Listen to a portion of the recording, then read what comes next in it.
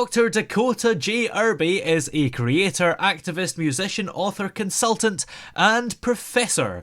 And guess what? He's here with us just now. How are you doing today? I'm doing pretty good. How are you? I'm doing smashing, thanks. So you've got a book out which is called Stuck Improving, Racial Equity and School Leadership.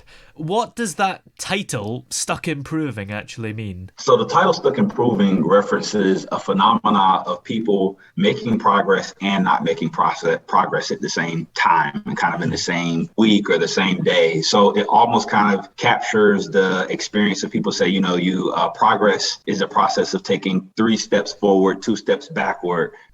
Sometimes you're making progress, but it doesn't feel like you're making progress because as you get stronger, there's more to aspire towards. So the idea really tries to capture all of those different kinds of phenomena that happen when one particular school community that I studied for a 7-year period attempted to make its school a more affirming place for Black and brown students. Yeah.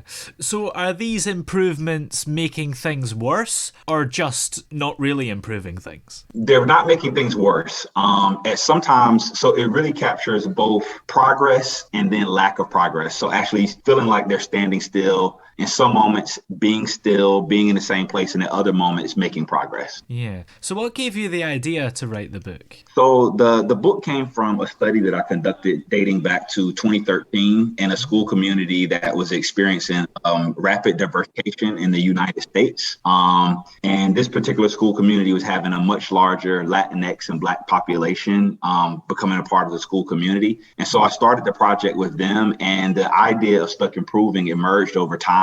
Basically, as I studied this community, and they will often say, I feel like we're making progress, but some days I feel stuck. And then sometimes they would be like, we're really doing a great job. I can see the changes. I can feel the changes. And then 2 weeks later, they would be like, we experienced this thing that set us back. And so the Stuck Improving is the language that the people actually in the school community will kind of use. And I just put their conversations about being stuck and being improving together into one phrase. What is the best way to actually improve things? I mean, should they stick at these improving things even if they don't feel like they're working? Yeah, absolutely. That's the kind of key, lesson of the book is that even when things don't feel like they're improving or when you feel like you don't making progress, you actually are sometimes making progress, and at other times you're building the capacity to make progress. So it's almost like you are an athlete and you're shooting free throws. Like you really don't know how good you are until you actually get into the game, right? And so a lot of it is about kind of like building this muscle of getting better. And then it shows up at the times when it's most needed. Yeah. And even sometimes, I suppose, you can make an improvement and it might not make much of a difference, but it was the correct decision to make. And if you were to reverse that improvement, that would be wrong still. Absolutely. So how long did this book take you to write? It took me, there were starts and stops. I would say altogether about a year. I did the research project for 7 years, and then it took me about a year to get a book contract, and then about a year to actually write the book up. Yeah.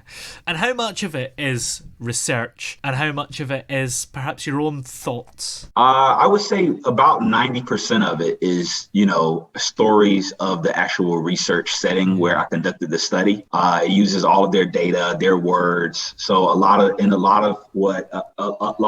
book recounts different stories and different things that happen that demonstrate the concept of Stuck Improving. What do you think is so important about writing a book like this? Yeah, I mean, it's really important, especially in, a world where, we feel like we're making progress and then something happens where it feels like we're not making progress. Yeah. I mean, here in the United States, for example, Roe v. Wade, which made abortions illegal, gave women the right to choose what they do with their bodies. It was reversed by the Supreme Court. And so it feels like a huge step back. But even with that step back, it's important that, people continue to fight, continue to work towards making, our society more equitable and more, and allow people to have the rights that they deserve. And what do you think the main message of the book is as well? Yeah, the main message of the book is, to even when you feel like there are setbacks or you feel like you're not making progress, that as you mentioned, certain actions that are still the right thing to do, despite whether you get the result that you want or not, or that you anticipate or not. And then the other part of it is that keep trying, because the muscles, the experience, the learning that you gain from trying eventually pays off over time. Yeah. And I suppose an important point as well is that you shouldn't expect to make one small improvement and it all suddenly to be fixed, because there isn't simply an overnight fix, is there? Absolutely. I mean, there is this kind of incremental approach to change, right? Where there's starts and stops, where there's small victories, and then occasionally there's huge monumental victories, like, watershed moments.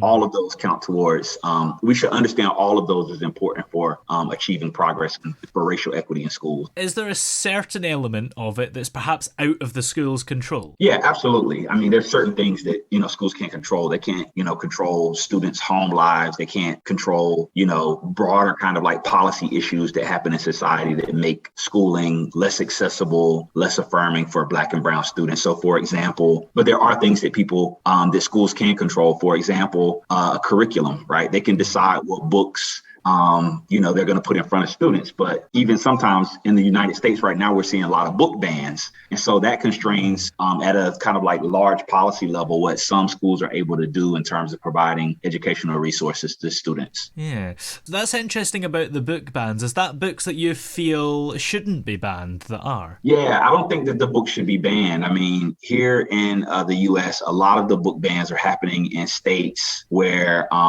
it's more conservative, leaning politics. I mean, these are books, the books that are being banned are books that teach African-American history, Black history, that teach about LGBTQ rights, that teach about sexuality, any books related to race. There's some states that have these bans where any books that make white people feel uncomfortable or ashamed, or books that critique the United States, are not allowed to be taught in schools anymore. Wow, that's incredible. Yeah, it's pretty remarkable. We've seen this kind of historically before, but the scale and scope of what's happening right now is caught a lot of people off guard. Are there any books that you feel ought to be banned that aren't? I think that a lot of that should be at the discretion of educators, schools, kind of at a more of a local level. I mean, clearly there are certain books that I think should be banned if they're not age appropriate, right, for like elementary students and that sort of thing. But by the time kids are developmentally, high school, 16, 17, 18 years old, there's a lot of different kind of books that, people should make their best judgment about. I don't think that it's the government's role to uniformly, or any layer of government's role to uniformly ban any books. And one book that definitely shouldn't be banned, I'm sure we can both agree, is Stuck Improving Racial Equity and School Leadership. That's the book now. Do you think you'll have more books out on the way? Yeah, I actually do have a new book that came out more recently. It's an edited book called Dignity Affirming Education. It's edited by myself and my colleagues Charity Anderson and Charles Payne. And it's a book that's an edited volume where we invited several other authors to write chapters about what it means to engage students in a process that affirms their human dignity. Yeah, that sounds exciting. Well, where can we check out that book and, of course, this other book, Stuck Improving? You can access all of my books, articles, music, learn about what I'm doing creatively, and sign up for my newsletter at my website, which is www.decoteauirby.com. That's DECOTEAUIRBY.com. Excellent. Well, many thanks for joining us today. It's been great having you on. Great. Thank you so much.